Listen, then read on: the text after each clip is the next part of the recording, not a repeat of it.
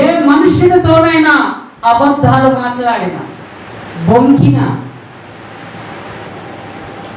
ఏదన్నా రోడ్డు పైన వెళ్ళినప్పుడు దొరికిన, ఆ వ్యక్తి నిన్ను వచ్చి అడిగినప్పుడు నాకు దొరకలేదని నువ్వు అబద్ధాలు చెప్పిన, అది నువ్వు వ్యక్తిగతంగా దోచుకున్నా, దాన్ని 500 ఇవ్వాలంట ఆ వ్యక్తికి.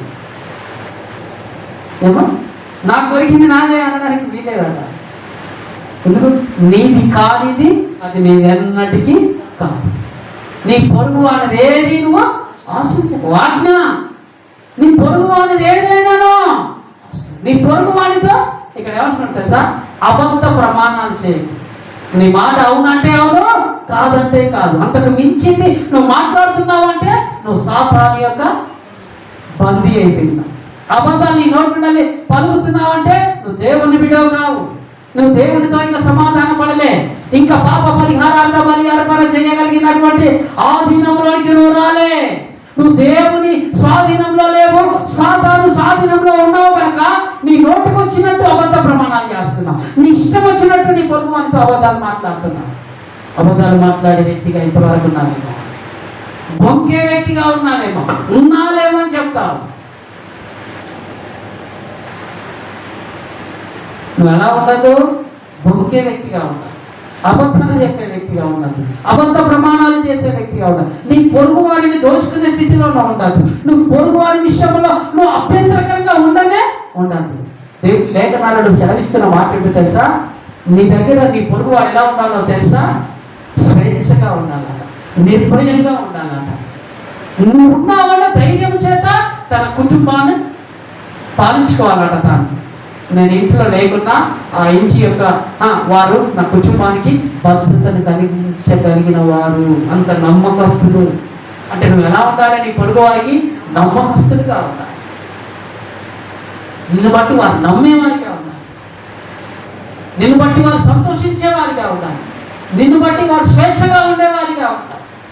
నిన్ను చూస్తేనే భయపడేటట్టు ఉండాలి. నువ్వు మాట్లాడితే అన్ని అబద్ధాలు చెప్పే వ్యక్తిగా కనబడే వ్యక్తిగా నువ్వు ఉండాలి. ఈ అర్పణ నువ్వే చేయి. ఈ అర్పణ చేయాలి. పాప పరిహారార్థ బలి, సమాధాన బలి, నైవేద్య బలి, ఇవన్నీ నువ్వు అర్పించవలసినటువంటి వ్యక్తివే ఉన్నావు. దేవుని మాటను వినడానికి వస్తున్నటువంటి నీవు, దేవుని మాట ప్రకారం జీవించడానికి నీవు తీసుకోవలసిన నిబంధన తీర్మానం. పరిశుద్ధాత్మ దేవుడు ఎందుకు అనుగ్రహింపబడుతున్నాడో తెలుసా? నేను ఆయనతో సమాధాన పరచడానికి. గోధుమ పిండిలో నూనె ఎందుకు పోయాల్సి వచ్చిందో తెలుసా? పాపపు జీవితానికి పరిశుద్ధాత్మ అభిషేకం.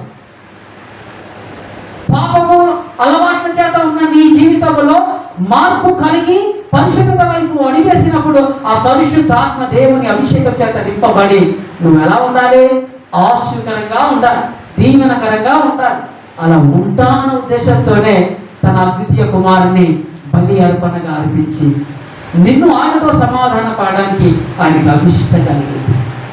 అంతగా దేవుడు నిన్ను ప్రేమిస్తే, అంతగా దేవుడు నీకు ఎక్కువగా ప్రాధాన్యతనిస్తే నువ్వు దేవునికి ఎంత లోబడుతున్నావు?